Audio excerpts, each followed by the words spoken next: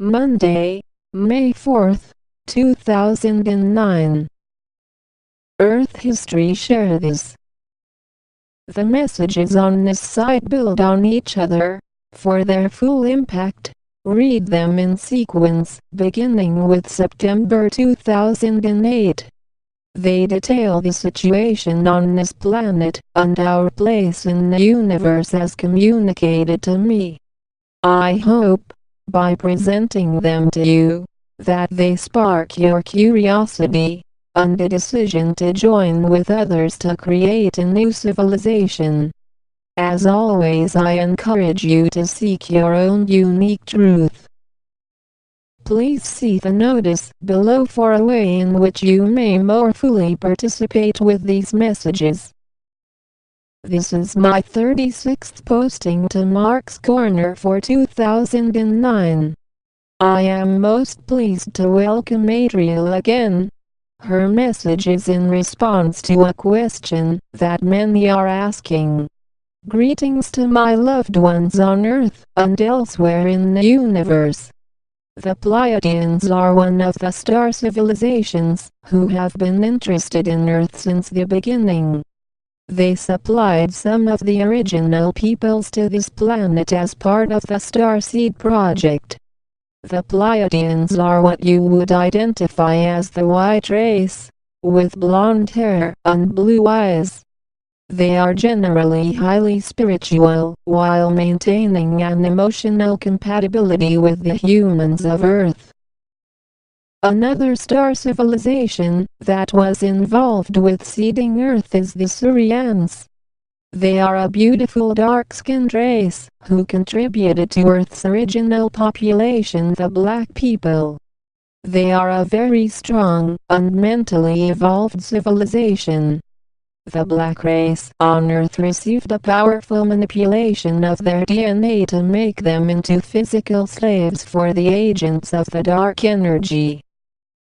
The Aryans were also involved with the initial seeding of life on this planet.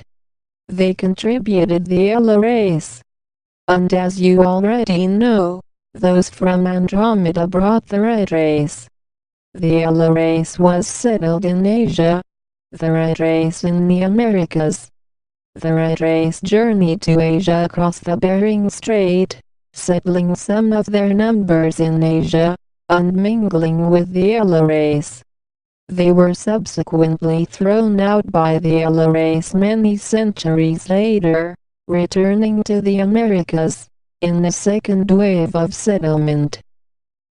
As Brenton has told you, the races that seeded Earth were not primitive. They were placed somewhat apart so that they could establish themselves before beginning to interact. They each developed a civilization somewhat reflecting the star system from whence they had come. The four civilizations developed independently until they achieved the means to interact. The majority of the individuals of these civilizations operated from a place of love.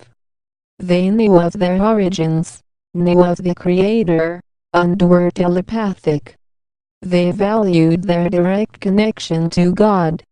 These civilizations lived in peace for a long time. The coming of the dark energy has been recounted elsewhere, so I will not belabor it here, except to say that the contributing star civilizations were aghast at the destruction wrought on those they had seeded, as they saw it submerge their cousins to the status of primitives at that time, and it continues to this day. There were scrimmages between the forces of light and the forces of dark. The four star civilizations were forced to defend their home territory, leaving those they had seeded on Earth to fend for themselves. It was several 100,000 years before the star civilizations that had originally seeded Earth were able to form expeditions to visit and recolonize the planet. First, because they had been preoccupied with defending their own home planets from the dark energy, and second, because of the energy field surrounding Earth. After a relative peace had been achieved elsewhere in the universe, the Pleiadians established Atlantis, and the Aryans, and those from Andromeda, established Lemurua. The light that was brought to Earth by the establishment of these two outposts on islands in the Pacific and Atlantic was in direct opposition to the darkness that prevailed elsewhere on the planet. For thousands of years, Lemurua and Atlantis flourished and became beacons of light on an otherwise dark planet. The Atlanteans penetrated the dark continents of Europe and Africa, establishing outposts in Egypt, Greece, and among the Celtics. The Lemurians established outposts among the Vedics and in China. The knowledge of Lemurua was subsequently hidden in Tibet. That of Atlantis largely disappeared. The two colonies of Atlantis and Lemurua existed until a few tens of thousands of years ago. Their level of technology was such that they possessed machines capable of space travel. They also possessed weapons, such as nuclear devices. They did not share these technologies with the primitives of Earth. After some time, the dark energy penetrated these two outposts of star civilizations. They were corrupted away from a direct relationship with God, and priests became the oracles of knowledge.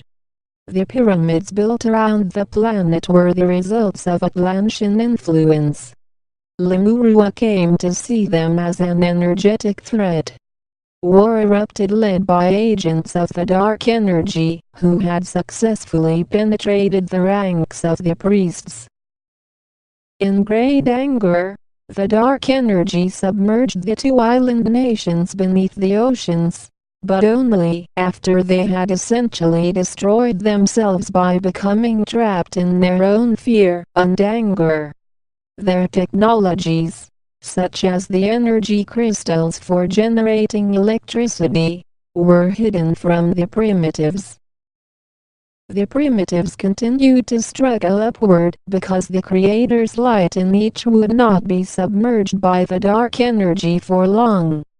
Successive civilizations emerged on the planet, in many cases encouraged by the presence of those from other star civilizations, and from among my ranks of the Celestials. The most powerful positive force behind the current civilization on this planet is the Christ energy that Jesus brought some 2,000 years ago. That energy of love, despite the twisted religion and aggressive colonizing that emerged from his physical presence here, has slowly permeated all peoples of the planet, until today the great armada of starships is finally able to assist your transition concomitant with that of. Thank you, Adrial. It is nice to hear from you again. You may copy this message, as well as other postings, to Mark's Corner, and distribute them.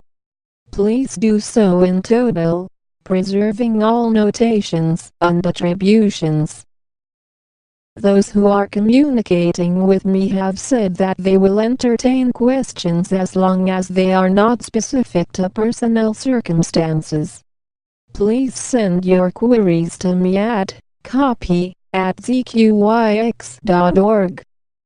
In truth, love and joy. Mark. Announcements. If you wish to comment on these messages, and have your comments posted at www.cosmicparadigm.com, please forward them to me at copy@zqyx.org. I am creating a new page on the website where your unedited comments will be published. I reserve the right to publish or reject comments as appropriate or not. To purchase 1. Toward a Civilization of Light, or other books by